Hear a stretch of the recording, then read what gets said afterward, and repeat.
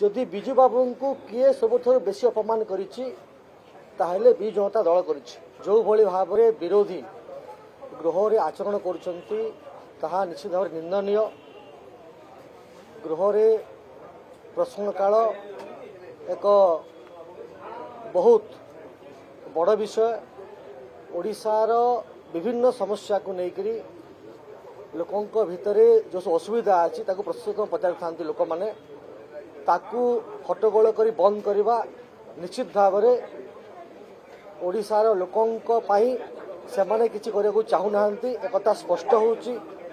गणतंत्र एक निंदनीय एवं से माने किसी कारण न थाई गृह को बारंबार बंद करने प्रयास करुछंती जोटा को ओडिशार लोके केबे मध्य क्षमा देवे नहीं एवं से जो प्रसंग उत्थापन करुछंती आपण कहवा कथा जे जदि बिजू बाबू को किए सबुठ बेसी अपमान करिछि ताहले बिजू जनता दल करिछि। दीर्घ 25 वर्ष धरिकी सरकार थिबा समय रे माने जो भली भाव में ओडिशार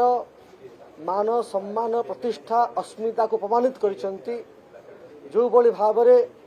बिजू बाबूंकर स्वप्न कथा कही तांको आदर्श कथा कही ओडिशा लोकों को तलितलांग करिसंती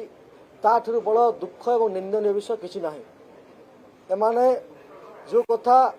से करिसंती एवं करने को चाहिए केवल ओडिशा को प्रताड़ना करिसंती। आपण देखिबे जे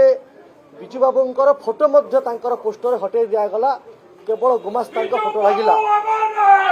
एवं जो भली भाव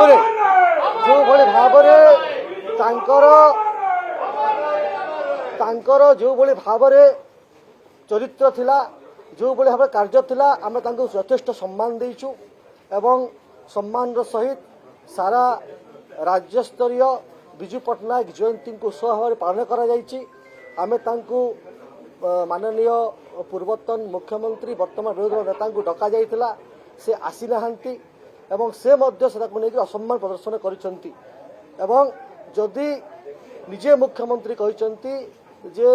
जो कथा बिजू बाबू कहूतिले माँ को सम्मान गाँव रे काम से कथा आमे करिचु महिला मान को सुभद्रा योजना दिखाई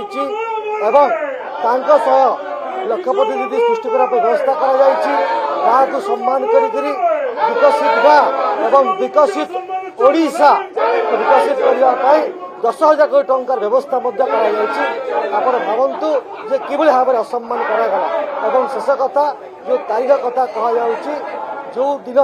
नेशनल पंचायती राज दिवस 73rd एमेंडमेंट रे एक्ट रे हितला ताकू मध्य सरकार पालन करिया को जाउची एवं बिजू जयंती को सरकारी स्तर रे पालन करा जाइची एवं से माने जो असम्मान करछन से असम्मान करछन।